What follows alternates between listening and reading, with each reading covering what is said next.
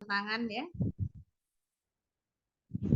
Tantangan masa depan generasi Islam atau generasi muda Islam. Next.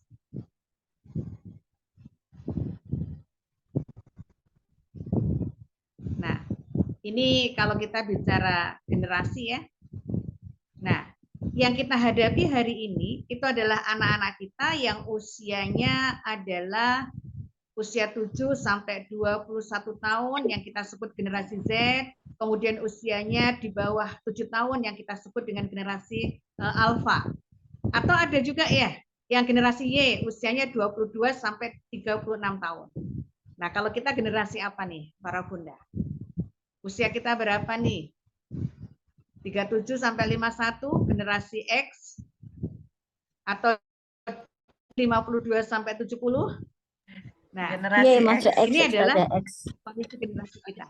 Nah, kalau kita bicara generasi berarti yang kita hadapi kan anak-anak kita ya. Kalau kita bicara anak-anak biasanya usianya antara 7 sampai 21 atau di bawah 7 tahun. Jadi kita menghadapi generasi Z dan juga generasi Alpha.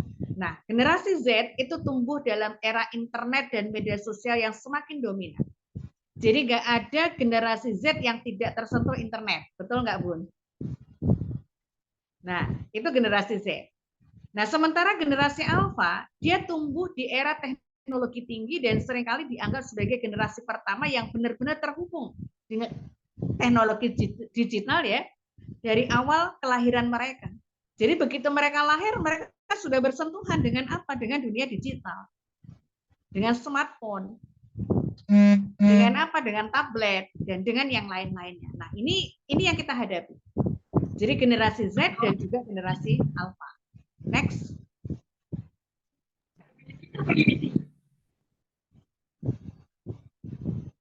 Nah, ketika kita bicara generasi, ketika kita memasuki era baru, maka yang tidak siap untuk berubah, yang tidak bisa atau tidak siap menghadapi tantangan zaman, maka dia akan mengalami kemunduran. Bahkan dia akan punah. Nah, inilah yang kita lihat ya, kondisinya. Yahoo. Dulu Yahoo itu luar biasa ya. Kita pun pakai Yahoo. Saya punya akun Facebook. Jadi saya pakai Yahoo. Hari ini nggak bisa dibuka karena Yahoo-nya juga nggak bisa dibuka. Dulu adalah era mesin ketik. Hari ini sudah nggak ada lagi mesin ketik. Atau Nokia. Nah, Nokia, nah sekarang juga nggak ada. Kemudian Giant ya, dulu pernah ada di Medan ya Giant, di Jalan M. Joni. Nah, hari ini juga nggak ada. Kemudian juga Eleven. Nah, jadi ketika kita memasuki era baru, atau generasi kita ketika memasuki era baru, maka yang dia tidak siap untuk menghadapi era baru, tidak siap memasuki era baru, tidak siap menghadapi berbagai tantangan, maka apa yang akan terjadi? Yang akan terjadi adalah mengalami kemunduran bahkan kepunahan. Nah, jangan sampai generasi kita seperti ini. Jadi generasi kita, generasi Z, generasi Alpha, yang ini adalah anak-anak kita, nah ini mengalami kemunduran bahkan kepunahan. Nah, jangan sampai seperti itu. Maka kita harus siapkan generasi kita ini, generasi muda Islam ini untuk bisa memasuki era baru, kemudian bisa menghadapi berbagai tantangan di era baru ini. Nah, ini yang harus kita upayakan, yang harus kita pahami, dan yang harus kita bentuk di dalam diri generasi kita. Next. Nah, di era baru ini, inilah yang kita hadapi. Bergejolak. Ya, bergejolak itu apa saja ya hari ini? Termasuk harga-harga juga bergejolak. Kemudian inflasi juga bergejolak. Kemudian juga penuh ketidakpastian hari ini. Kemudian juga kompleksitas ya, berbagai persoalan itu terjadi. Kemudian juga serba tidak jelas. Ini era baru. Era baru yang kita hadapi dan juga dihadapi oleh generasi kita. Nah, jadi generasi kita dalam kondisi yang seperti ini. Jadi kondisi yang penuh gejolak, ketidakpastian, kompleks, ketidakjelasan. Nah, ini yang melingkupi generasi kita, anak-anak kita hari ini. Next. Ditambah lagi dengan perkembangan revolusi industri. Kalau di zaman kita, itu yang kita kenal teknologi ya otomatis. Itu tahun 1970-an. Tapi hari ini itu teknologi pintar atau yang kita sebut dengan smart. Maka smartphone, bahkan hari ini ketika kita bicara tata kota itu juga smart city gitu ya. Semua pakai teknologi pintar atau semua pakai digitalisasi. Nah, ini yang terjadi. Ini perkembangan industri yang dihadapi oleh generasi kita. Nah, generasi kita itu menghadapi revolusi industri 4.0. Nah, ini menuju 5.0 gitu kan. Nah, itu perkembangan industri yang dihadapi oleh anak-anak kita. Next.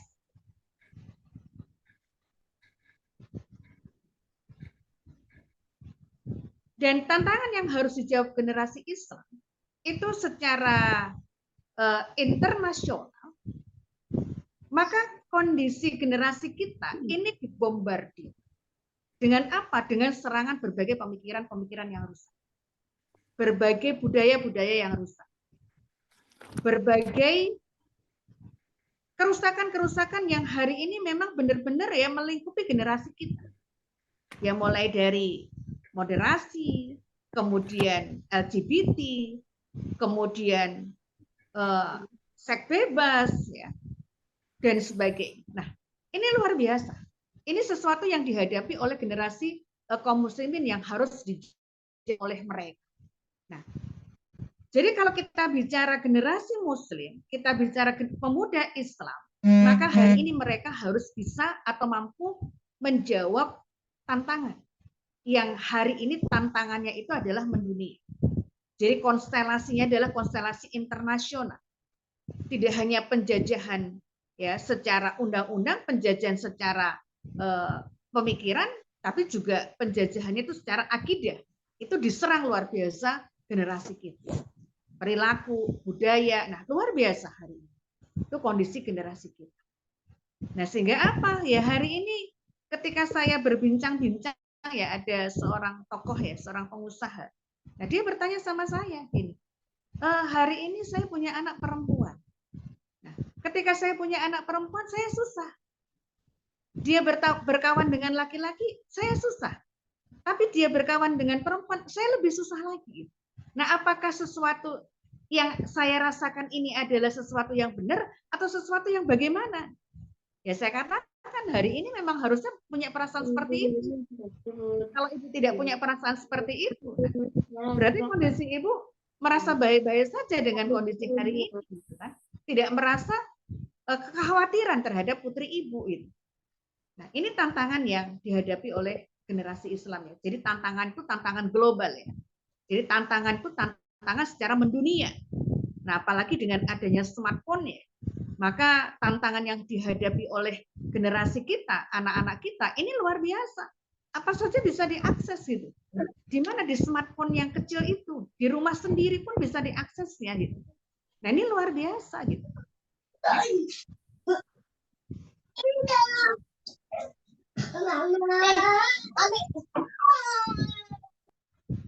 Next, Kak. PPT-nya. Nah, ini skill ya di abad 21 yang harus dimiliki oleh anak.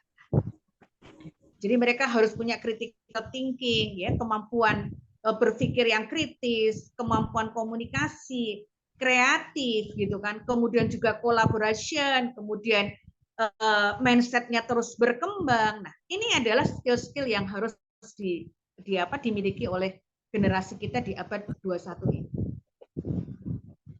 Karena memang kondisi di abad 21 ini adalah kondisi yang teknologi itu perkembangannya luar biasa. Maka skill yang harus dimiliki oleh anak kita pun, generasi kita juga harus seimbang ya dengan perkembangan zamannya. Next.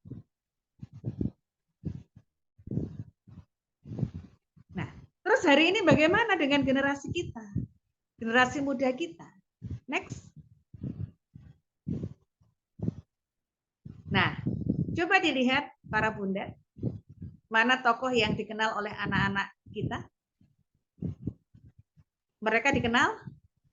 Dikenal Ustazah, Bobo Boy. Kenal ya. Apalagi yang paling bawah ya? Bobo. Kesukaan anak-anak. Nah, Iya Ustazah. next. Yang dikenal mereka atau baliknya nih? Atau ini nih? Mereka lebih kenal mana? Yang sebelumnya Ustazah. Yang sebelumnya. Iya, Naruto. Nah, kita kenal nggak ya yang ini? Kenal ya? Sebahagian Ada Ustazah. tokoh nasional, Sebahagian. ada tokoh. Abang dengan Nabi Muhammad Fatih Imam Bonjol. Dadak Putra minum. Hah? Ada Kenal ya? Ultraman, siapa itu? Ya, lanjut. Nah, kemudian aktivitasnya. Nah, aktivitas anak-anak kita nih. Nah, aktivitas apa yang lebih sering dilakukan anak-anak kita? Ini, ya, main di dunia maya, dumai, pegang smartphone, kumpul-kumpul sama teman-temannya, atau baliknya. Nah, lanjut. Ini punya Mbak Yuni sama Mita. Nah, ini. Ini. Mana nih? Sebelumnya Ustazah. Banyak yang mana? Banyak yang terdahulu atau banyak yang ini? Yang terdahulu. Berarti kan tantangannya luar biasa kan ya Bu ya? Luar biasa. Jadi memang luar biasa tantangan anak-anak kita ini. Yuk next. Harusnya banyak yang ini ya. Aktivitas anak-anak kita. Lanjut. Nah, ini juga kondisinya. Jadi kondisi anak-anak kita hari ini itu digempur nih dengan berbagai persoalan-persoalan sosial. Generasinya rebahan, males kan? Kemudian dengan smartphone-nya, stres mereka, narkoba, kemudian juga LGBT. Nah, ini luar biasa. Ini kondisi yang dihadapi oleh anak-anak. Nah, sehingga apa? Membuat anak itu stres. Jadi stresor ini. Jadi ketika mereka menghadapi berbagai hal yang melingkupi diri mereka, ya mereka menjadikan akhirnya dirinya itu ya penuh dengan tekanan. Mental illness ya, atau gangguan mental. Nah, ini yang terjadi pada generasi kita. Next. Nah, sementara kalau kita bicara generasi kita, ini bicara kemampuan membaca Quran ya. Ini survei yang dilakukan kepada mahasiswa di Unpad Bandung. Yang lancar dengan tajwid dan irama qiraah itu 12%. Yang lancar dengan tajwid tanpa irama qiraah 34%. Kemudian yang bisa baca tanpa tajwid itu 54%. Kira-kira bagaimana nih para bunda nih ketika membaca hasil survei ini? Anak kita yang mana nih? Yang di 54% atau di 34% atau di 12%? Yang mana nih, Bun?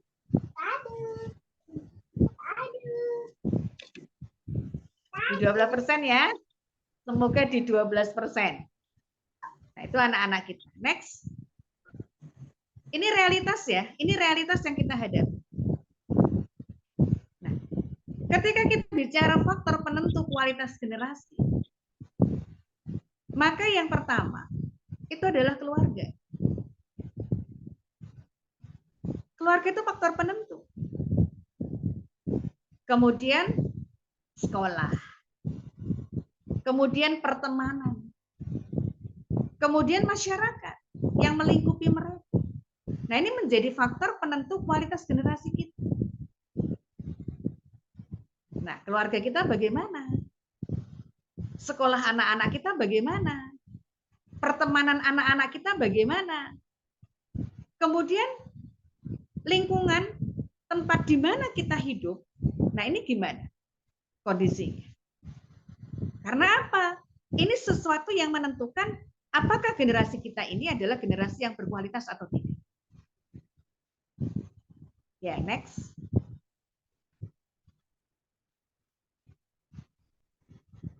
Nah, generasi yang berkualitas atau generasi muda kita itu memerlukan pendidikan yang dia bisa memberikan beberapa hal. Yang ini didapatkan dari mana? Dari keluarga, dari sekolah, dari pertemanan tadi. Tapi yang paling penting itu adalah keluarga. Pendidikan yang seperti apa yang dibutuhkan oleh generasi kita, generasi muda kita? Yang pertama adalah pengokohan akidah Islam. Kalau kita bicara pengokohan akidah Islam, maka generasi itu dibagi ke dalam 3 tahapan. Tahapan usia dini, tahapan usia prabalik, tahapan usia balik. Nah, ketika kita bicara pengokohan akidah, maka anak usia dini itu akan berbeda dengan anak usia prabalik. Anak usia prabalik berbeda dengan anak usia balik. Nah, sehingga ketika kita bicara pengokohan akidah Islam, maka di sini itu ada tahapannya. Nah, tahapan mana dulu? Tahapan usia dini dulu. Ketika kita bicara usia dini, maka untuk penancapan pengokohan akidah Islam, itu kita mulai dari segala sesuatu yang terjangkau, yang terindra oleh anak-anak kita. Misalkan, Allah maha hebat, Allah maha baik, Allah tuh maha kaya. Nah, ini sesuatu yang bisa diindra oleh anak-anak kita. Maka kita perkenalkan kepada anak-anak kita ketika kita bicara Sang Pencipta, bicara Allah. Itu adalah kehebatan Allah, kebaikan Allah, kekuasaannya Allah. Nah, ini yang kita sampaikan kepada anak-anak kita. Nah, untuk anak usia dini kita tidak kenalkan ya neraka. Karena kalau kita kenalkan neraka, mereka tidak nyambung. Gitu. Kita tidak ancam-ancam anak usia dini, termasuk memperkenalkan neraka tadi. Nah, begitu nanti usianya bertambah, misalkan masuk prabalik, maka anak sudah bisa diajak berpikir lebih luas lagi. Tidak hanya Allah maha baik, tidak hanya Allah itu maha hebat, tapi bisa lebih daripada itu, gitu kan? Yang kita berikan kepada anak-anak kita.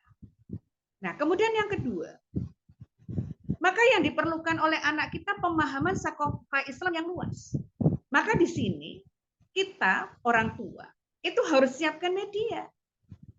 Kalau kita sekolahkan anak kita di sekolah umum, maka konsekuensinya adalah kita di rumah itu harus punya waktu yang luang, yang banyak untuk bisa memberikan sakofah Islam kepada anak kita. Nah, ini menjadi satu konsekuensi buat kita.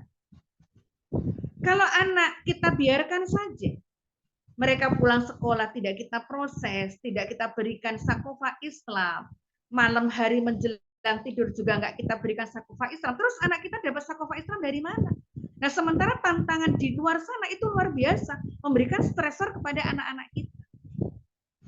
Maka di sini para bunda, para orang tua, itu harus punya komitmen. Untuk apa? Memberikan sakofah Islam kepada anak kita. Dan sakofah Islam itu harus sakofah yang luas.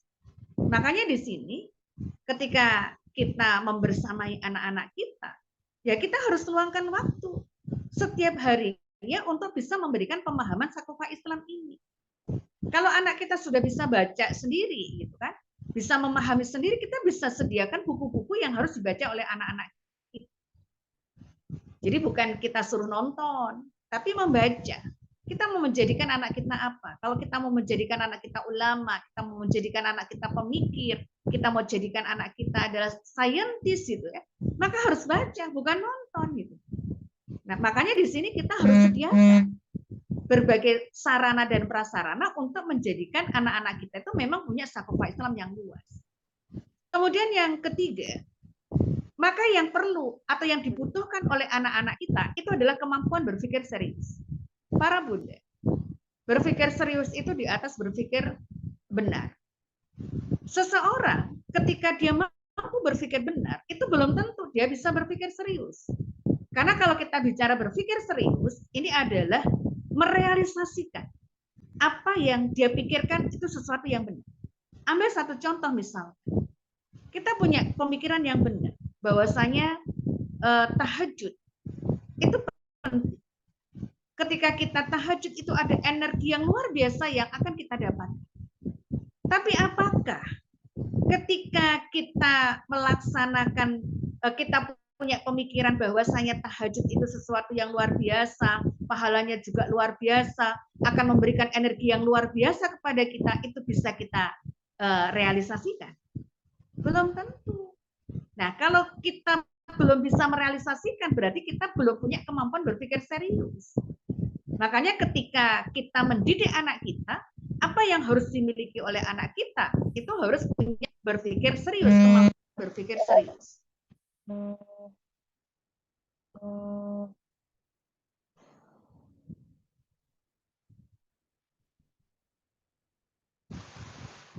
Nah, karena kalau tidak punya kemampuan berpikir serius, mereka tidak akan pernah bisa merealisasikan berpikir benarnya.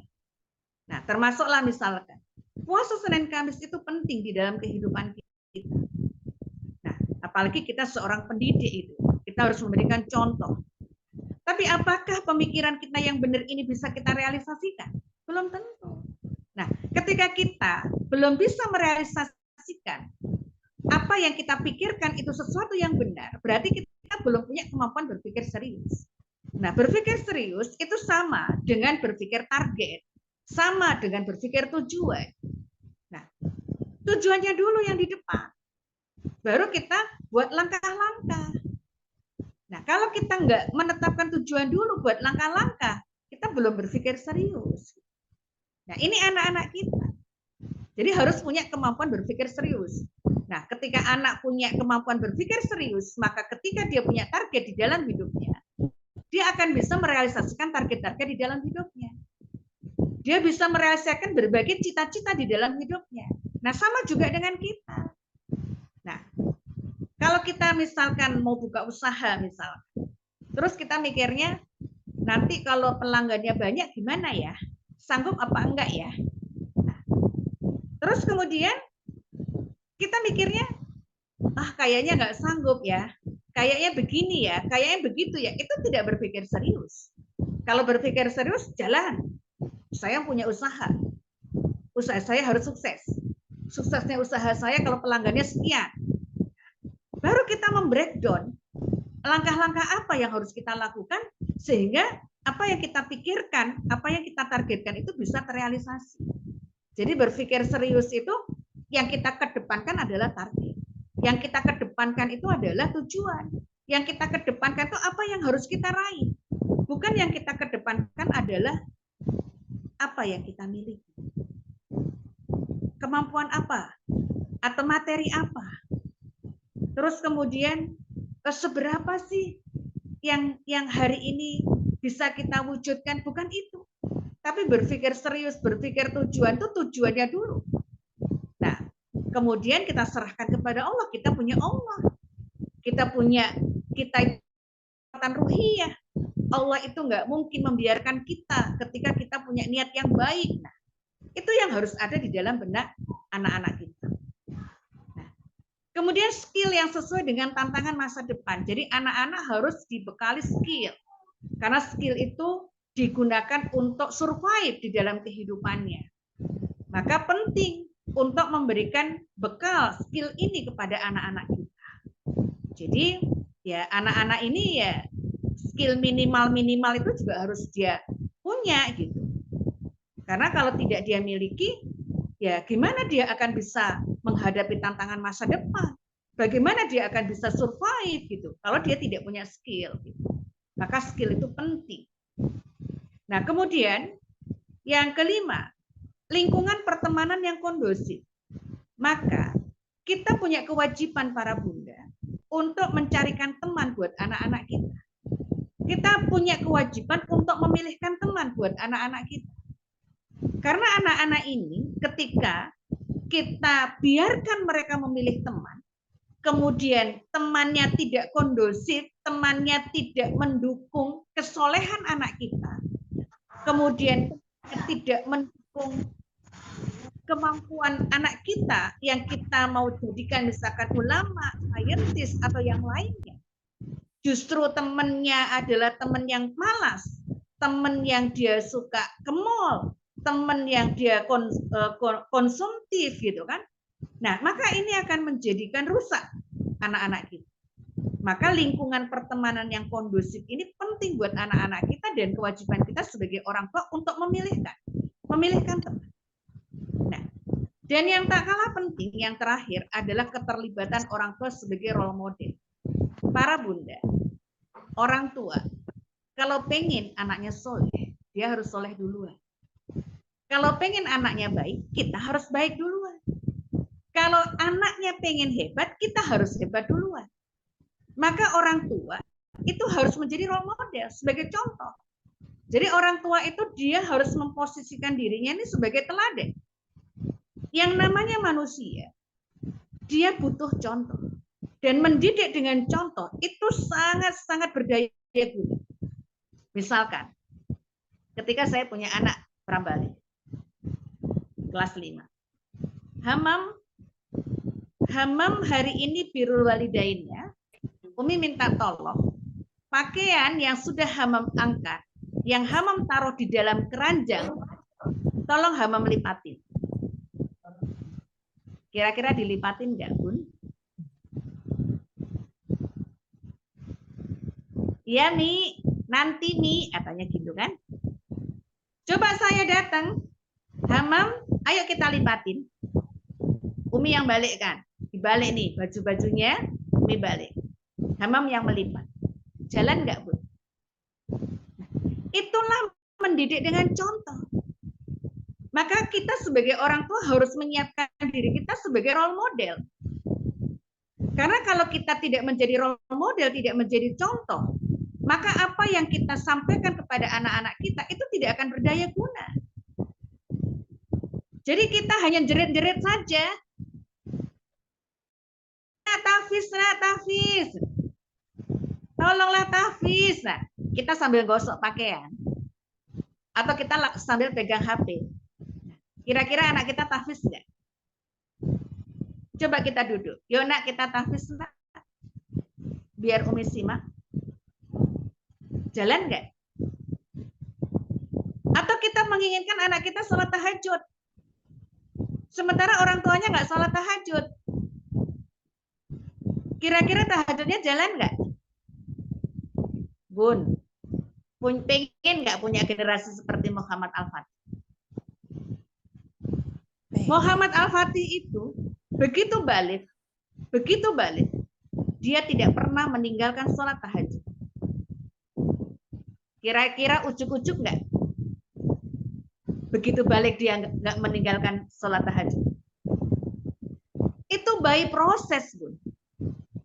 Prosesnya itu sejak dia usia prabalik. Sejak usia prabalik itu usia 7 sampai usia 14 tahun.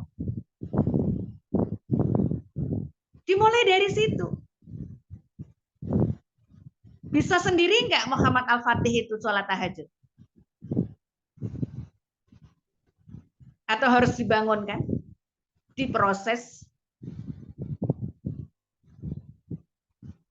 Saya kalau hari Senin sama hari Kamis, saya tanya anak-anak di SD. Siapa yang puasa hari ini? Angkat tangannya tinggi-tinggi. Angkat tangan. Saya hitung. Ketika ditanya yang kelas atas, 4, 5, 6. Kenapa tidak puasa, Bang? Iya, Mi, tidak ada yang membangunkan. Tidak dibangunkan. Jadi orang tuanya nggak bangun. Nah, jadi yang namanya contoh, orang tua mencontohkan itu sesuatu yang penting di dalam kehidupan pendidikan anak. Kita harus menyiapkan diri kita sebagai role model. Gimana kita pengen anak kita soleh sementara kita tidak soleh duluan? Gimana kita pengen anak kita rajin puasa Senin Kamis sementara kita nggak puasa Senin Kamis? Bagaimana kita membentuk anak kita seperti Muhammad Al-Fatih yang begitu balik dia tidak meninggalkan sholat tahajud, sementara kita tidak sholat tahajud. Maka menjadi role model itu sesuatu yang sangat penting di dalam kehidupan pendidikan anak kita. Jadi kita harus soleh dulu, kita harus baik dulu, kita harus hebat dulu. Kalau kita pengen anak kita hebat. Kalau gitu kita harus siap berjibaku dong. Lah iya. Kalau kita nggak siap berjibaku, gimana kita akan punya anak yang soleh? Sementara tantangan zaman hari ini luar biasa. Tantangan zaman hari ini. Malam-malam begini nih. Ini berkeliaran nih di tetangga-tetangga saya ini. Sampai saya tanya, Bang, sini Bang.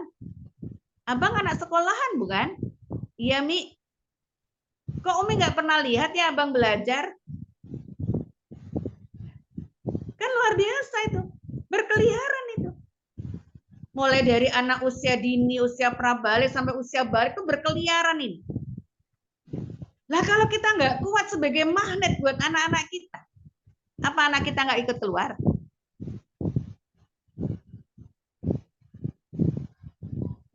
Untuk bisa punya anak seperti Muhammad Al-Fatih hari ini, kalau usahanya orang tua Muhammad Al-Fatih itu mendidiknya luar biasa, mencarikan guru juga luar biasa, kita harus berlipat-lipat hari ini usaha kita. Kalau dikatakan hari ini seperti orang mencari apa? Kalau mencari nafkah, kaki jadi kepala, kepala jadi kaki, didik anak juga begitu. Didik anak juga begitu, kepala jadi kaki, kaki jadi kepala. Kalau kita bisa memberikan yang terbaik buat anak kita, maka anak kita juga akan memberikan yang terbaik buat kita. Capek, kita harus siap capek. Karena kalau kita nggak siap capek hari ini, mau jadi apa anak kita? Karena tantangan anak kita ini, tantangan generasi kita ini luar biasa. Globalisasi ditambah dengan di sekitar kita ini luar biasa. Makanya kita harus siap berjibaku. Siap menjadikan kepala jadi kaki, kaki jadi kepala. Singkirkan capek dan lelah. Karena hari ini kalau kita nggak singkirkan rasa capek dan lelah, maka kita akan menjadi orang tua yang kelelahan sampai akhir hayat kita. Makanya kalau kita pengen anak kita adalah anak-anak yang solih, yang hebat, yang luar biasa, yang siap menghadapi tantangan zaman, ya kita memang harus berjibaku hari ini. Tidak bersantai-santai. Mengurangi istirahat kita. Kalau begitu capek dong. Anak itu zinatuh, perhiasan hidup, zinatuh hayah dunia, perhiasan hidup di dunia yang harganya tak ternilai. Sekaya apapun kalau Allah nggak kasih anak, nggak bakalan dia punya anak. Terus kita udah dikasih anak sama Allah, kita nggak siap untuk berjibaku, kita nggak siap menjadikan kepala jadi kaki, kaki jadi kepala untuk mendidik anak kita. Nah, terus kemudian kita ini jadi hamba yang seperti apa di hadapan Allah? Di mana rasa syukur kita? Di mana tanggung jawab kita? Makanya kita harus siapkan diri. Jadi orang tua itu harus menjadi role model, contoh. Mendidik itu dengan contoh. Saya aja ketika misalkan Mujahid ya, sekarang kelas 1 SD. Ayolah Mujahid, tahfiz dulu. Umi aja nggak tahfiz. Loh kok tahu Mujahid Umi nggak tahfiz? Umi tahfiz loh. Nah ini nih surat yang Umi lagi tahfizkan, Umi lagi menghafal. Jadi memang harus dengan contoh. Mendidik anak itu. Kalau tidak dengan contoh itu nggak berdaya guna. Maka kita harus mengcreate, membuat, mencetak diri kita ini menjadi contoh-contoh di dalam beramal soleh buat anak-anak kita. Makanya rasa malas itu harus kita singkirkan hari ini. Malas tahajud singkirkan, malas puasa Senin Kamis singkirkan, malas masak singkirkan. Boleh sih Bu, catering. Tapi kalau saya Bu ditanya, saya mending dikasih fasilitas daripada saya catering. Nah, kenapa? Karena dengan ketika saya memerankan diri saya sebagai umun warobatul bait, ini adalah pendidikan buat anak-anak saya. Misalkan pagi-pagi sebelum subuh, sambil tahajud, saya sudah menjerang air. Saya buatkan teh manis buat anak-anak saya buatkan kopi buat suami saya. Nanti sebelum pergi ke masjid mereka minum teh manis, suami saya minum kopi. Kemudian masak, nyuci dan sebagainya saya kerjakan. Itu lebih mudah saya katakan kepada anak saya, Umi hari ini sudah selesaikan tugas Umi sebagai umun warobatul bait. Sekarang Abang tugasnya apa? Itu lebih mudah. Sehingga anak-anak juga punya sen ya. Oh, Umiku sibuk. Sehingga dia akan ambil peran. Biar aku Mi yang cuci piring Mi. Biar aku Mi yang jemur Mi. Biar aku Mi yang setrika Mi. Jadi memang mendidik anak itu memang harus dengan contoh. Kalau tidak nggak bisa. Makanya kalau anak-anak itu di rumahnya kita nggak memerankan diri sebagai umun warobatul bait, yang nyuci orang lain, yang gosok orang lain, yang masak orang lain, yang belanja orang lain, yang membersihkan rumah orang lain, dia nggak akan ngerti. Bu. Bagaimana dia memerankan diri sebagai seorang umun warobatul bait kalau perempuan? Kalau laki-laki bagaimana dia memerankan diri untuk bisa membantu istrinya nanti? Kan lagi viral tuh di Facebook tuh. Bagaimana seorang istri stres karena apa? Suaminya tidak peduli.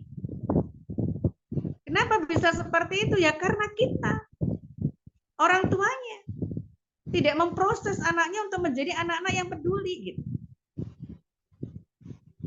Makanya di sini role model itu penting. Jadi hari ini Bu, justru saya bersyukur ketika saya bisa melakukan tugas umun warobatul bait itu saya lakukan sendiri. Kita berpikir cepat.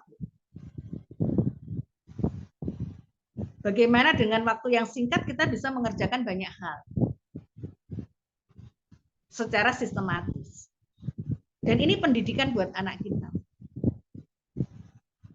Makanya kita jangan berpikir enak ya dia ya punya pembantu, punya asisten, ya semua yang ngerjakan orang lain gitu. Kita nggak usah berpikir begitu. Justru ketika kita bisa melakukan sendiri itu adalah sesuatu anugerah yang luar biasa yang Allah berikan kepada kita. Dan ini adalah pendidikan buat anak-anak kita. Dan luar biasa. Pengaruhnya kepada anak itu luar biasa.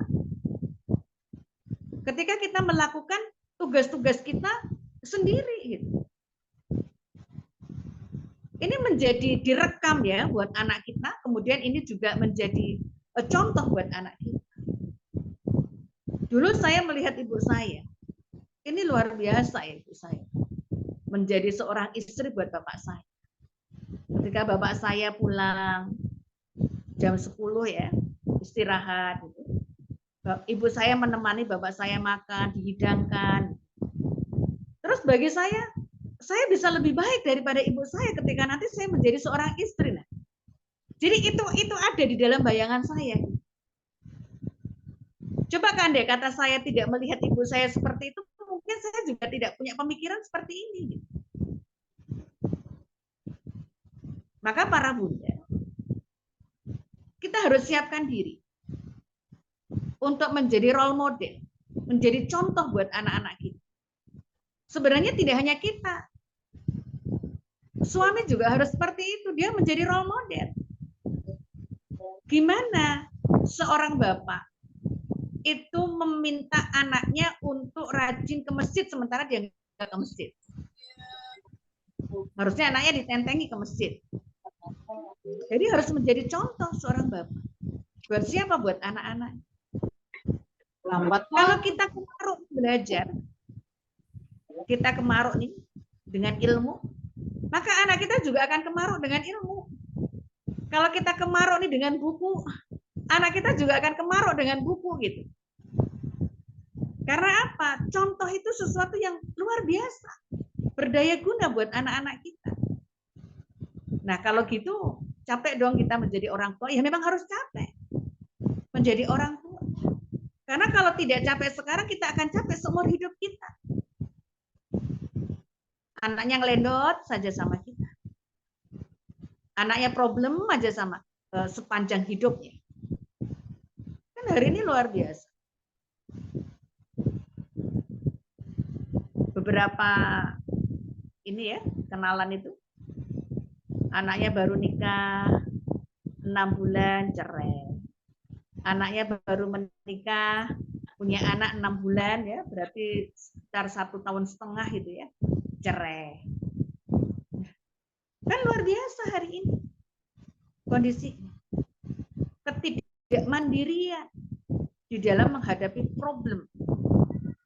Kenapa? Karena nggak ditempa. Maka kita harus siap memproses anak kita. Dan kita harus tegas sebenarnya. Kalau anaknya sudah prabalik. Tapi kalau anaknya usia dini ya usia pelayanan. Kalau prabalik itu ya memang harus siap kita mandirikan. Walaupun ada tahapan-tahapannya ya mandiri itu, tidak tiba-tiba mereka bisa melakukan sendiri. Kayak misalkan ketika dia balik. Nah, apakah ketika dia balik itu lantas kemudian mereka harus bisa menyelesaikan semua persoalan dia dan dia bisa menanggung jawab terhadap dirinya? Ya enggak begitu gitu. Semua baik proses. Jadi ketika balik itu jangan digambarkan dia langsung dewasa seperti kita, anak-anak kita.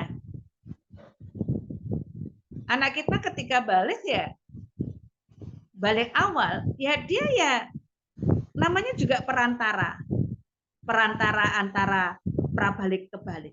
Ya, gambarannya ketidakmandirian secara utuh juga ada di dalam diri mereka. Mereka masih main-main dan sebagainya. Nah, itu sesuatu yang masih kita tolerir. Jangan dituntut begitu balik, dia akan menjadi orang seperti orang dewasa gitu. Dewasa seutuhnya gitu ya. Ya nggak begitu gitu kondisi anak-anak kita. Nah, itu role model ya. Jadi para bunda, kita harus siapkan diri kita ya untuk menjadi role model. Ini ya yang namanya pertumbuhan dan perkembangan anak itu irreversible. Dia tidak akan pernah bisa kita ulang. Dia bayi kemudian tumbuh ya menjadi anak PAUD yang ceria, kemudian menjadi prabalik, kemudian menjadi dewasa. Ini sesuatu yang tidak bisa kita ulang, para bunda. Nah, ketika ini sesuatu yang tidak bisa kita ulang, maka kesempatan itu datangnya cuma sekali. Jadi kesempatan untuk mendampingi anak, membersamai anak, mendidik generasi, itu hanya berjalan sekali. Jadi tidak bisa kita ulang. Ketika nggak bisa kita ulang, maka apa yang kebayang sama kita, jangan lewatkan.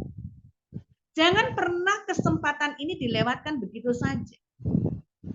Dengan alasan kita lelah, dengan alasan kita capek, atau dengan alasan kan nanti masih ada waktu. Jadi perkembangan dan pertumbuhan anak itu tidak akan pernah bisa kita ulang kembali. Yang sudah berlalu itu berlalu. Dan itu akan menjadi penyesalan kita ketika kita tidak optimal di dalam membersamai anak kita, di dalam mendidik anak kita. Karena ini sesuatu yang tidak bisa kita ulang. Maka harusnya kita sungguh-sungguh serius di dalam mendidik anak kita. Di dalam membersamai anak kita. Di dalam memproses anak kita. Di dalam memberikan keteladanan di dalam diri anak kita. Itu harusnya serius. Karena kalau kita tidak lakukan ini secara sungguh-sungguh, maka itu akan berlalu begitu saja. Nah, ini ada nasihat. Apabila anak tiada dilatih, jika besar bapaknya letih. Dengan anak janganlah lalai, supaya boleh naik ke tengah balai. Nah, ini nasihat di dalam Gurindam 12 Raja Ali Haji. Maka hari ini kalau kita nggak berletih-letih di dalam melatih anak, maka kita akan menjadi orang tua yang letih di masa-masa ya hidup kita sampai mata itu menutup selama-lamanya. Next.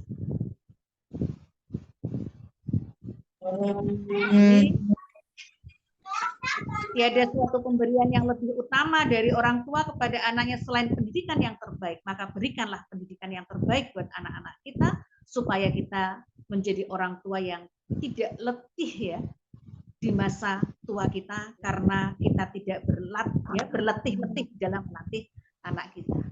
Ya, barangkali begitu, Bun. Saya kembalikan ke Bu Isma. Assalamualaikum warahmatullahi wabarakatuh. Waalaikumsalam warahmatullahi wabarakatuh. Masya Allah ya. Pemaparan materi ya, ini sangat sangat penting kali untuk kita nih, emak-emak ya.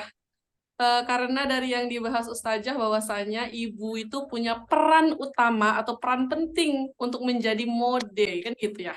Jadi apa-apa yang dilakukan yang kita lakukan maka akan dilakukan anak kita gitu ya tadi Ustazah bilang ya. Dan kesempatan gitu ya, kesempatan untuk membersamai anak-anak kan gitu. Jangan sampai terlewat oleh perkembangan usia gitu ya kan. Dimana sekarang banyak kita lihat ya ibu-ibu atau emak-emak yang mengeluh kan gitu ketika anaknya sudah beranjak dewasa, susah untuk mengembalikan pola pikirnya gitu kan, susah karena mereka udah punya pemikiran sendiri gitu. Jadi buat emak-emak yang anaknya masih kecil-kecil nih, masih usia dini, berarti berkesempatan besar untuk kita mengubah pola pikirnya gitu ya, untuk mengajarkan dia supaya berakidah Islam gitu ya. Jadi dengan materi yang Masya Allah segitu lamanya Ustazah menyampaikan, tentunya banyak dari kita yang ingin bertanya ya pastinya kan gitu ya. Pasti kita di sini rata-rata punya anak yang dini, pra remaja bahkan balik gitu ya. Jadi untuk session tanya jawab kita kasih 2 penanya ya karena ini sudah jam 9 gitu. Jadi bagi emak-emak atau ibu-ibu di sini ya yang mau nanya seputaran anak atau tentang materi tadi yang kurang jelas bisa raise hand atau chat kolom komentar chat ya. Nanti kita kasih kesempatan Ustazah juga untuk menjawab. Gimana Bu? Ada yang mau bertanya nih? Biasanya kalau urusan anak-anak ini pasti kita menggebu-gebu nih. Menggebu-gebu ingin tahu, menggebu-gebu ingin atau curhat dengan keadaan anak-anak kita sekarang. Ya, yang mau tanya boleh. Ini ada dari Bu Mira Hirani. Assalamualaikum Ustazah. Iya. Ada yang mau ditanya Bu Mira? Atau ada unek-unek seputaran anak? Ya. Gak usah malu-malu ya. Yang mau nanya nanti dapat hadiah like.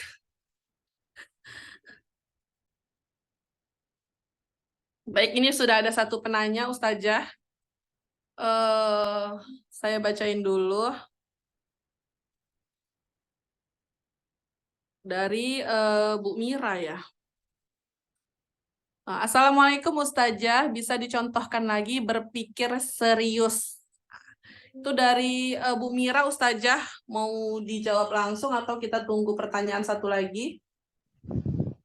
Langsung aja sambil nunggu pertanyaan. Silakan Ustazah. Ya, terima kasih Bu Mira. Jadi ini contoh berpikir serius pada anak. Ambil satu contoh, anak kita kelas 2. Dia pengen bisa berenang, minimal gaya dada. Terus ketika dia berpikir serius, maka dia akan berupaya bagaimana dia bisa berenang dengan gaya dada. Dia akan minta misalkan, nih abang mau berenang. Abang mau les berenang. Tolong Umi daftarkan abang les berenang. Umi tanya dulu, teman abang kemarin les berenang di kolam berenang ini. Terus habis itu Umi antarkan abang berenang. Itu berpikir serius. Terus kemudian ketika sudah diantarkan, ya dia ikutin pelatihnya. Bukan takut. Takut tenggelam, takut ini, takut itu. Itu contoh berpikir serius pada anak. Atau ambil satu contoh misalkan.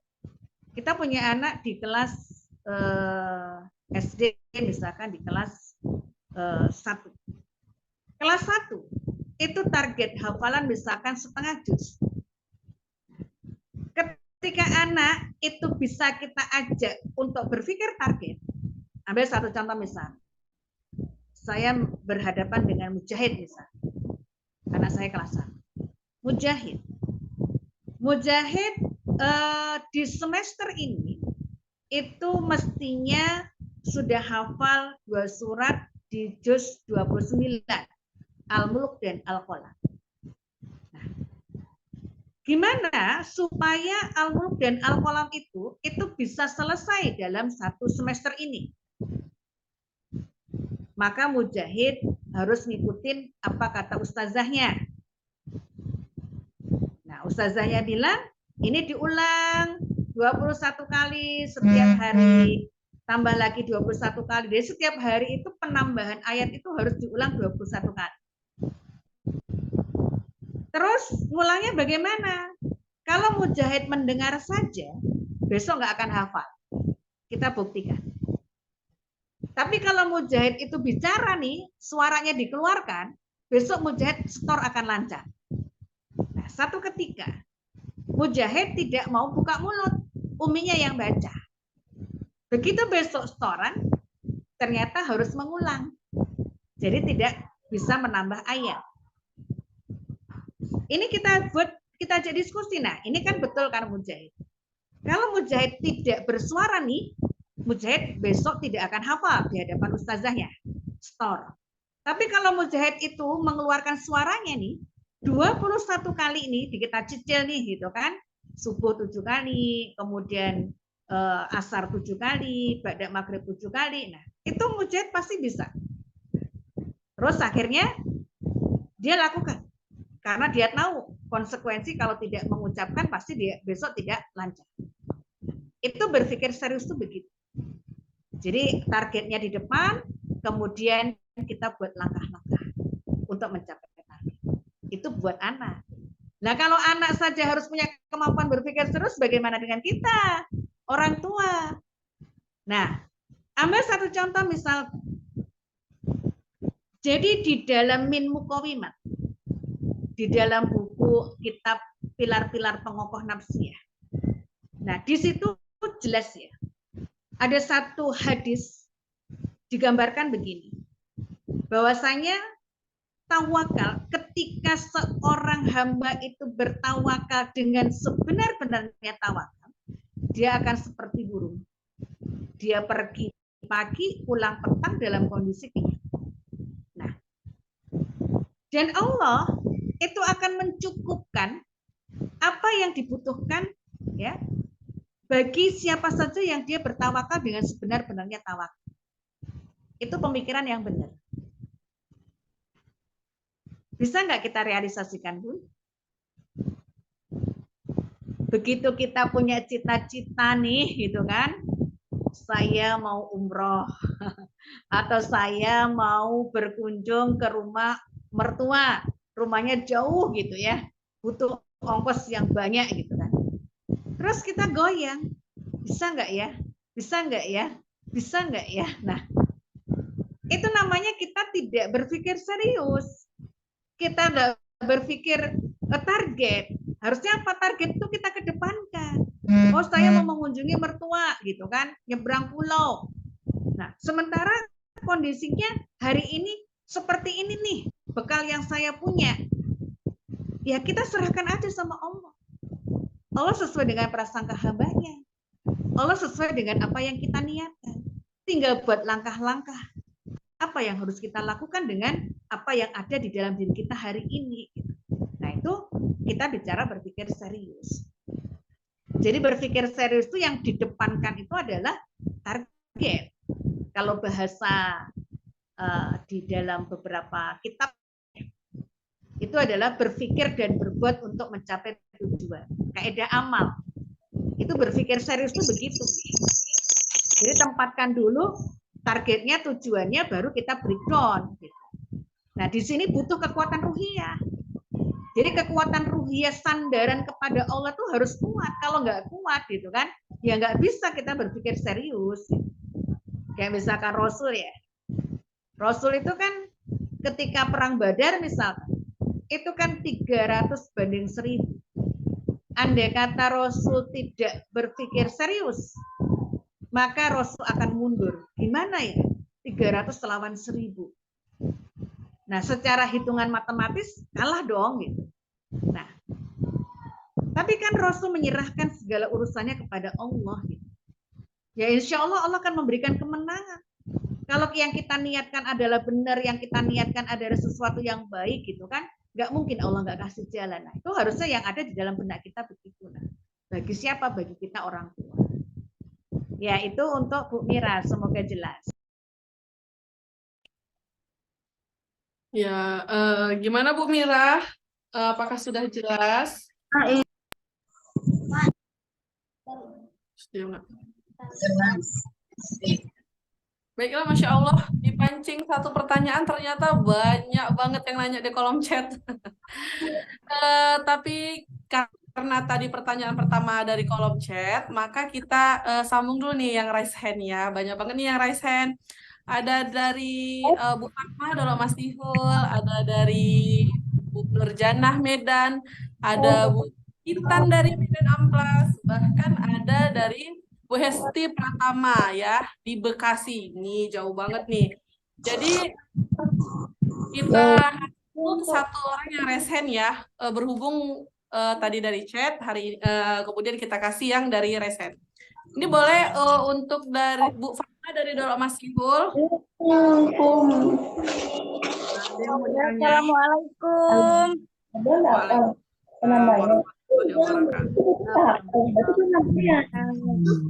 Lanjut ke pertanyaan aja ya, Bu Lasma. Ya, silahkan Bu Fatma. Ustazah, saya kan sebentar lagi kan masuk ke SD nih. Jadi saya itu berpikiran bahwasanya mau masukin anak saya itu emang ke sekolah agama. Cuman orang tua saya, ibu saya itu nggak setuju gitu loh. Kalau seandainya anak saya ini dimasukkan ke sekolah agama, karena menurut ibu saya itu terlalu dini untuk mengajarkan dia itu agama yang terlalu kuat gitu. Sedangkan saya itu ngerasanya kalau nanti saya ngajarkan dia agama itu setelah dia dewasa, contohnya kayak saya misalnya itu tuh sulit gitu. Cuman jadi saya sama ibu saya tuh jadinya bentrok aja gitu loh, karena saya pengennya masukin ke agama, sedangkan ibu saya tuh maunya ke umum.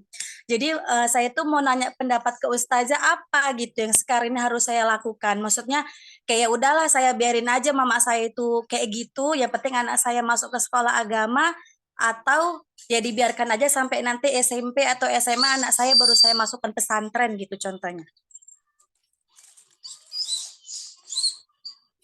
Nah, gitu aja, Bu. Iya. Terima kasih atas pertanyaannya. Gimana Ustazah? Jelas dengan pertanyaannya Ustazah? Dikumpulin aja. biar Oh, nanti mungkin ada yang bisa dijawab, dirangkum. iya, terus kita baca ini biar adil ya. Kita baca dari kolom chat. Ini banyak Ustazah. Ustazah nerima berapa pertanyaan lagi nih Ustazah? Hubung. Saya sangat tergantung ke moderator. Oh baik Ustazah. Selama mak-mak masih semangat, maka kita lanjut ya. Kemudian ada dari Bu Dewi Yuliani Tanjung Merawa. Assalamualaikum Ustazah, saya ingin bertanya, bagaimana cara kita Ustazah untuk mengajak anak berkomunikasi dengan orang tua secara benar? Itu Iya. Ustazah, sudah 2 apa lanjut lagi Ustazah? Satu lagi sebelum dijawab. Maka dikasih kesempatan yang bertanya dari langsung ya, Resen. Ini ada Bu Nurjanah dari Medan. Silahkan Ibu. Alhamdulillahirrahmanirrahim. Bismillahirrahmanirrahim. Assalamualaikum warahmatullahi wabarakatuh. Waalaikumsalam warahmatullahi wabarakatuh. Ya. Langsung saja ya Ustazah ya. Ya monggo Bu. Saya akan termasuk ini ya, termasuk ibu yang memiliki anak tapi belum punya ilmu, belum pernah ikut parenting kan gitu ya. Tapi sudah memiliki anak.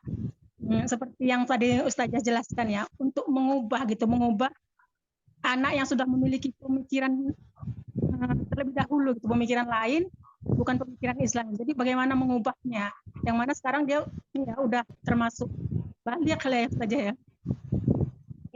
Dari bahkan anak tertua gitu, 4 adiknya ini udah sama-sama ikut berjuang, tapi satu abangan yang paling tua justru nggak jadi contoh bagi adik-adiknya gitu. Mohon ya Ustazah bagaimana untuk mengubah pemikiran anak yang sudah dewasa.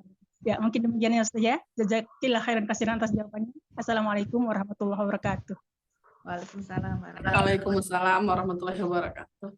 Baik Ustazah, bisa langsung dijawab. Berarti ada 3 pertanyaan ya Ustazah. Ya. Yang pertama, langsung saya jawab ya. Anak itu diberikan Allah amanah itu kepada siapa? Kepada kita kan? Kita yang akan dimintai pertanggungjawaban oleh Allah, bukan neneknya. Bagi saya, pendidikan anak itu prinsipil, sesuatu yang prinsip. Sehingga kalau saya berhadapan dengan orang tua atau sama mertua, sesuatu yang prinsip itu saya pegang. Tapi sesuatu yang tidak prinsipil, ya saya tidak ada masalah gitu. Nah, seperti misalkan anak saya punya satu keinginan waktu itu saya buka sekolah buat anak-anak saya. Minimal saya bisa buka PAUD. Itu sebelum saya menikah tuh saya sudah punya satu keinginan saya buka sekolah buat anak saya. Nah, tapi begitu ternyata anak saya usia PAUD gitu kan, saya belum bisa buka sekolah karena tidak ada teman-teman yang mau mengikuti jejak saya. Akhirnya anak saya tidak saya sekolah. Saya proses sendiri ketika dia di usia PAUD ya. Nah, itu saya kena marah sama mertua saya. Semua bapak ibunya sarjana, anaknya nggak disekolahkan katanya. Nah, begitu saya berkesempatan di tahun berikutnya saya buka PAUD, kemudian juga saya buka SD gitu kan, dan itu sesuatu yang berbeda dengan yang lain. Nah, ini juga tidak dapat dukungan. Gitu. Tapi ini sesuatu yang prinsipil. Ketika sesuatu yang prinsipil ya saya akan pegang. Nah, konsekuensinya apa ya? Kita kena marah, kita kena embargo, ya macam-macam gitu kan. Tapi ini sesuatu yang prinsipil gitu. Tapi kalau mertua saya datang ke rumah saya bawa gorden, bawa tukang gitu ya. Ini nih Yun, gordenmu ini sudah bulukan ini, udah nggak layak lagi nih. Ya saya senyum-senyum aja, terima saja. Oh ya terima kasih ya Mak. Bawa hiasan dinding ke rumah saya, bawa tukang di toko-toko pasangkan. Ya bagi saya itu sesuatu yang tidak prinsipil gitu kan. Saya bersyukur saja, oh alhamdulillah gitu kan. Ternyata open sekali mertua saya, sampai rumah saya pun dipasanglah hiasan dinding dan sebagainya. Ini sesuatu yang tidak prinsipil, sesuatu yang saya fine-fine saja. Tapi kalau sesuatu itu sesuatu yang prinsipil, ya apapun resikonya ya saya akan terima. Dan saya akan pegang prinsip itu. Jadi pendidikan anak itu di tangan kita, bukan di tangan neneknya, bukan di tangan atau. Yang pertama kali dimintai pertanggungjawaban akan anak kita adalah suami kita dan kita. Nah, itu yang akan dimintai pertanggungjawaban. Nah, termasuklah saya misalkan ngerudungin anak ketika kecil gitu kan. Nah, nanti atonya nggak suka gitu kan, kepanasan anaknya gitu, buka. Nah, ini anak saya, ini anak kita gitu. Kata suami saya, ini anak saya. Nah, yang akan diminta pertanggungjawaban itu adalah kita. Nah, jadi apa ya? Tetap kita jalankan gitu. Karena ini sesuatu yang prinsipil gitu. Nah, jadi ketika ada pergolakan, kemudian juga ada mungkin perselisihan paham, ini sesuatu yang itu resiko gitu. Bagi saya resiko gitu. Resiko karena kita pegang prinsip gitu. Tapi sesuatu yang tidak prinsipil nggak usah direcokin. Makanya saya kan sering juga gitu kan ditelepon sama temen gitu kan, nangis-nangis katanya, sampai saya itu Ustazah memilih warna gorden pun saya nggak bisa, harus mertua saya. Memilih misalkan sofa pun nggak bisa, harus mertua saya. Saya ketawa saja kalau hal-hal seperti itu bagi saya nggak ada masalah gitu. Itu sesuatu yang tidak prinsip, saya ya fine-fine saja, bersyukur saja gitu kan. Nah, itu sesuatu yang tidak prinsip itu nggak usah diperdebatkan. Tapi sesuatu yang prinsipil ya kita harus pegang. Itu kalau kita bicara pendidikan anak. Ya memang mendidik anak ya harus dari kecil dikenalkan agama. Kalau tidak, ya nanti kaset gitu. Kalau usia 10 tahun ke atas itu sudah luar biasa susahnya. Makanya membentuk pola pikir dan pola sikap bagi anak itu kalau sudah 10 tahun, jadi sudah 10 tahun nih, itu luar biasa susahnya, Bu. Makanya membentuk pola pikir dan pola sikap anak itu dari usia dini. Nah, usia dini. Nah, kalau usia dini belum kita bentuk, kemudian masuk di usia prabalik, ini ada kesulitan, tapi kesulitannya tidak sesulit ketika anak usianya 10 tahun ke atas. Nah, itu yang menjadi sesuatu catatan buat kita. Makanya jangan kita mengabaikan. Jadi kalau kita bicara pendidikan terpenting, itu usia dini. Terpenting. Makanya ketika kita punya anak usia dini, itu jangan diabaikan. Jangan kita menganggap remeh terhadap pendidikan anak usia dini, karena ini adalah usia terpenting. Kemudian tergenting, terkritis, itu adalah usia prabalik. Nah, prabalik itu terkritis. Kalau kita gagal di dalam membentuk pola pikir dan pola sikap di prabalik usia 7 sampai 14 tahun, maka begitu balik kita jungkir balik untuk mengembalikan anak kita punya pola pikir dan pola sikap yang benar. Nah, itu yang menjadi catatan buat kita. Nah, itu yang untuk pertanyaan yang pertama. Pertanyaan yang kedua, bagaimana kita membangun pola komunikasi kepada anak? Kalau anak, kita harus punya kemampuan berbahasa. Bahasa itu alat komunikasi. Kalau alat komunikasi ini tidak kita miliki, ya kemampuannya dengan baik, maka apa yang kita targetkan baik, apa yang kita inginkan sesuatu yang baik bisa jadi salah. Bisa jadi tidak sampai. Maka kita sebagai orang tua itu harus punya kemampuan berkomunikasi, kemampuan berbahasa.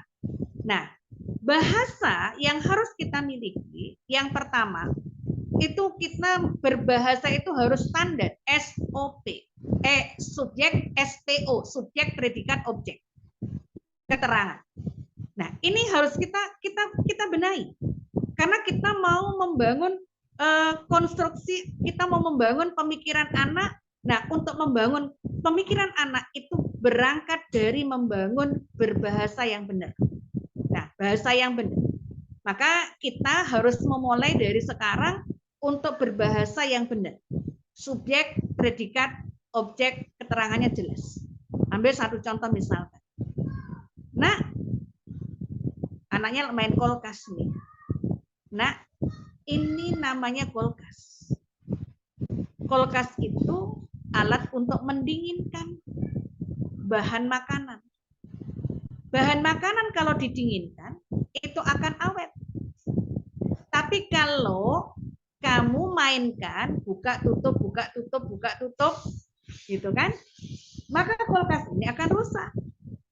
Kalau rusak tidak bisa lagi untuk menyimpan makanan. Maka makanan kita akan cepat busuk. Kira-kira bisa nggak ditangkap anak usia 2 tahun? 3 tahun? Bisa.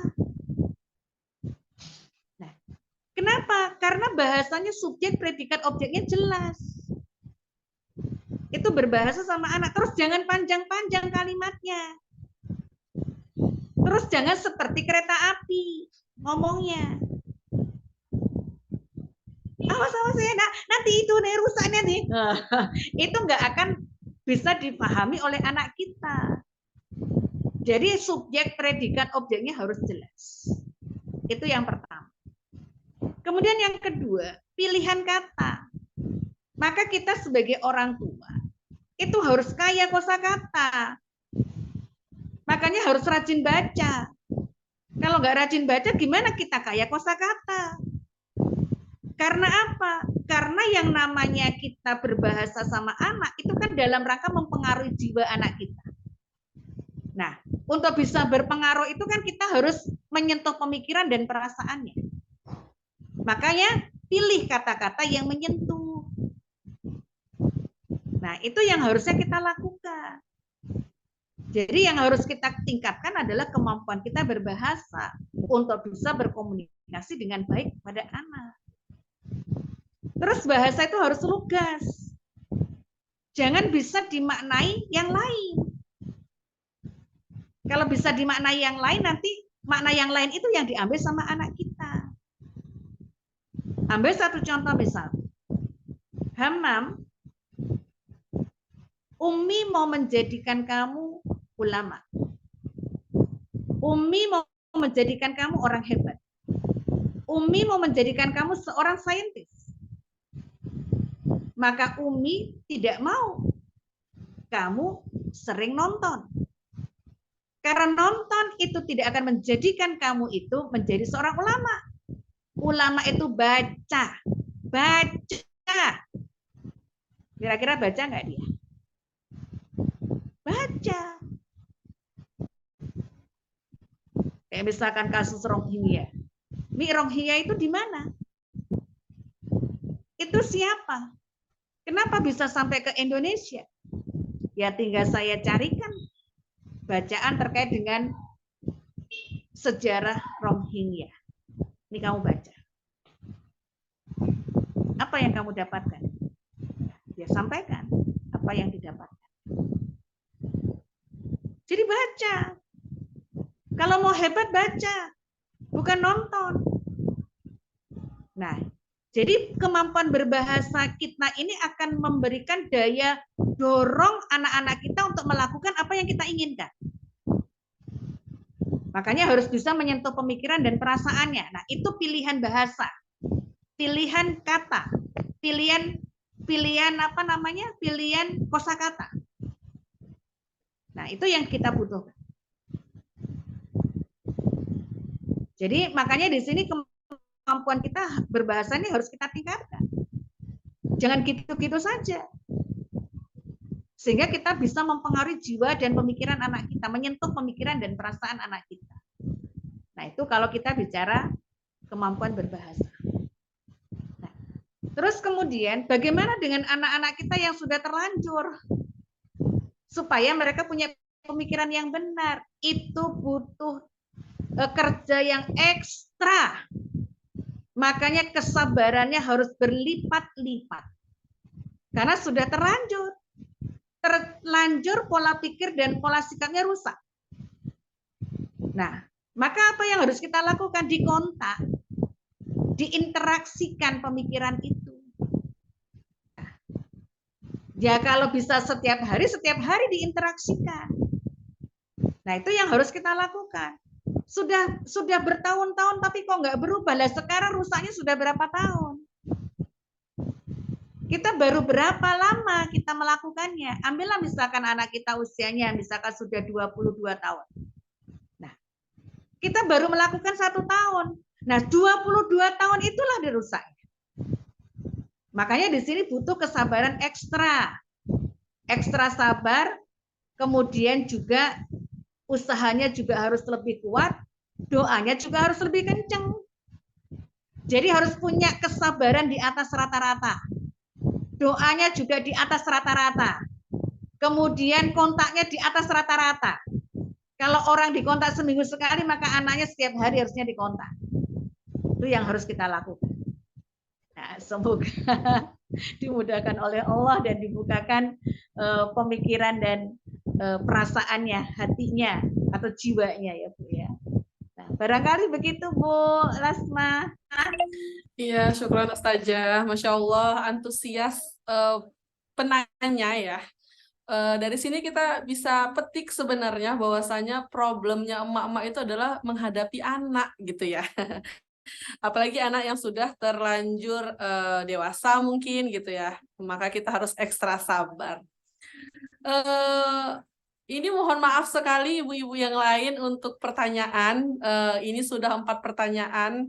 Dan waktu sudah menunjukkan pukul 9:30, di mana akad kita dengan Ustazah adalah sampai 9:30 gitu ya. Karena sudah malam gitu ya, di mana kita tahu kita emak-emak, ada anak atau ada suami yang akan diurus dan waktunya istirahat gitu. Jadi buat yang ibu-ibu yang lain yang belum berkesempatan dijawab pertanyaannya atau menyampaikan pertanyaan, jangan berkecil hati ya Bu. Kita juga terbatas oleh waktu. Iya. Jadi kalau ibu-ibu mau bertanya lagi bisa di kajian selanjutnya gitu, atau kalau mau sesuai dengan tema ini maka kita ketemu dengan Ustazah Yuni adalah 1 bulan ke depan ya. Karena setiap minggunya tema kajian kita beda dan ustazahnya juga berbeda. Atau yang lebih singkat, ketika ibu-ibu ini banyak pertanyaan, bisa hubungi panitia dan akan diarahkan ke grup kajian di daerahnya masing-masing gitu ya. Insya Allah jawabannya akan sama kan gitu, karena tolak ukur kita adalah halal haram kan gitu ya. Semua kajian kita juga berbasis dengan akidah. Insya Allah jawabannya sama atau caranya sama. Mungkin saja yang penyampaiannya berbeda atau yang menyampaikan yang beda gitu. Tapi ketika memang mau bertanya dengan Ustazah Yuni, insya Allah kita ketemu 1 bulan ke depan ya kan, di minggu pertama di bulan berikutnya. Karena waktu kita sudah habis, sudah menuju. Ya? Boleh yang pertanyaan-pertanyaan itu kirim ke saya nanti kirim voice note-nya. Oh, baik. Alhamdulillah ya kita dapat lagi kemudahan dari Ustazah ya Allah. Yang masih ada pertanyaan bisa dikirim ke panitia, nanti panitia kirim ke Ustazah dan Ustazah akan menjapri langsung ya. Makanya yang belum bergabung bisa nih bergabung di grup ya, di grup kajian kita gitu, di grup WA. Untuk memudahkan panitia menyampaikan keluh kesah atau pertanyaan-pertanyaannya. Nah, untuk itu buat ibu-ibu yang lain, jangan sampai lewatkan nih kajian kita setiap minggunya ya. Setiap hari Jumat ba'da Isya ya. Karena kita bakal kasih tema-tema yang beda-beda gitu. Jadi pokoknya harus gabung ke grup, harus ikuti kajian ya. Karena mencari ilmu itu bisa dari mana aja. Ya, ini adalah wasilah mungkin ya, cara untuk kita mendapatkan ilmu tanpa harus keluar rumah contohnya, walaupun malam kita masih bisa sambil rebahan dengerin kajian ya. Terima kasih Ustazah untuk waktunya, semoga Allah balas ya. Kami cuma ucapin terima kasih atas ilmunya, semoga Ustazah sehat-sehat dan masih bersedia menyampaikan kajian-kajian di waktu berikutnya. Untuk ibu-ibu yang lain juga terima kasih atas meluangkan waktu untuk ikut kajian. Kita boleh ajak saudara, teman, atau siapa aja bergabung ke kajian ini, asalkan itu perempuan ya Bu, karena kajian kita khusus akhwat di sini. Baiklah, dengan berakhirnya pertanyaan tadi, maka berakhir pula kajian kita. Mari sama-sama kita untuk menutup kajian, untuk kajian supaya kajian kita juga diridhoi Allah, mengucapkan istighfar 3 kali, doa penutup majelis dan hamdalah. Astagfirullahaladzim, astagfirullahaladzim, astagfirullahaladzim. Asyhadu alla ilaha illa anta astaghfiruka wa atubu ilaik. Alhamdulillahirabbil alamin. Terima kasih Ustazah atas waktunya. Terima kasih Ibu-ibu sudah masuk ke Zoom, boleh meninggalkan ruang Jazakallah Zoom. khairan kasir Ustazah. Baik Ustazah. Assalamualaikum warahmatullahi wabarakatuh. Waalaikumsalam warahmatullahi wabarakatuh.